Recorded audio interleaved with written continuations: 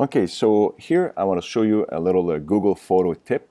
So into your photo album.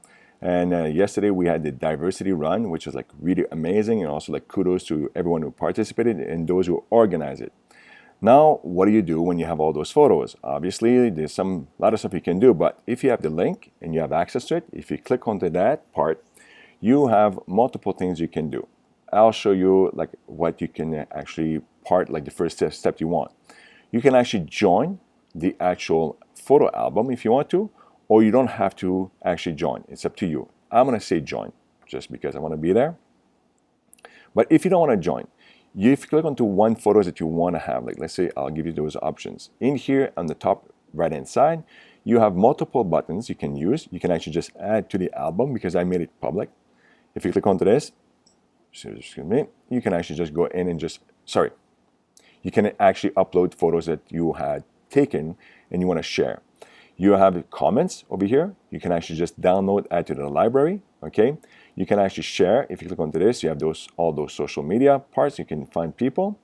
Those little settings over here, you can create a slideshow from all those photos. If you want to show that to anyone, you can download all of them onto your desktop or onto your smartphone if you want to. You can actually view them like recent because there's some students who's going to add some photos probably today or tomorrow, next week. You can actually, again, have the sharing option, but in this case, like you can copy this link, give that to anyone you want to share with, or you can actually invite people. And again, you have over here, show in album, so this will be into your own albums. Leave the album if you want to, because I joined, you can leave. If you didn't join, you cannot leave. But then let's go in and just show you a few things you can actually do.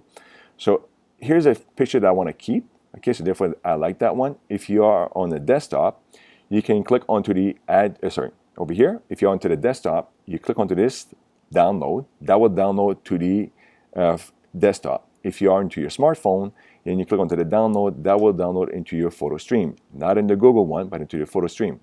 If you click on this one, that will give you the actual photo into your Google Photo apps or onto your account. This is the info where you can zoom, you can do that. So therefore, if you can click onto this, it'll tell you when it was taken and what kind of camera that I use actually. I'm gonna add that to the library.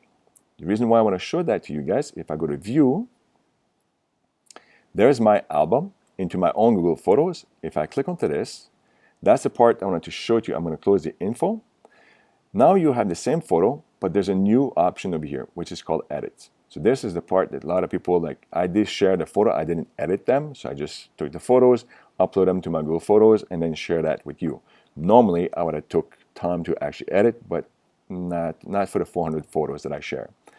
So this is the famous template that you can get. And if you click on back onto the little sliders, you have more options to actually edit them. So I'm gonna use this over here.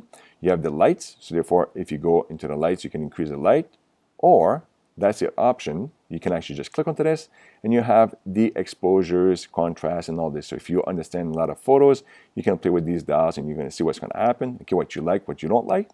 So go for it and just play with that and have fun.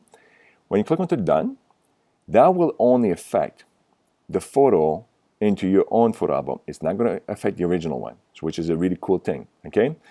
So that's how you do that. So I'm going to go really quick. So now if you're onto Google Photos, you've never used it. By the way, if you download Google Photos onto your phone, it's unlimited space. You can have unlimited photos and also videos depending on to the options that you're going to choose. So this is my own Google photo. That's the photo that I downloaded. This is the album. I don't have any album created in this account. If I go to sharing, that's where I join the group of sharing. So if I click back onto this photo, that's going back to the original photos, okay? And I'm gonna just scroll down really far and I'm gonna find photos, okay? So therefore, if I click onto this one, let's say, okay, this is Mr. Parker. Let's go in here and say download, add that to my library. And you go to view, okay? And if you don't click onto the view over here, you can always go back and just change it, click onto this. And once again, you can actually just go and click onto the edits. I wanted to show you over here as another example, just like I'll press auto. This over here, you can actually crop it. Now, depending on what you want to do, if you want to print it, then be careful onto this. You have to put maybe the ratio.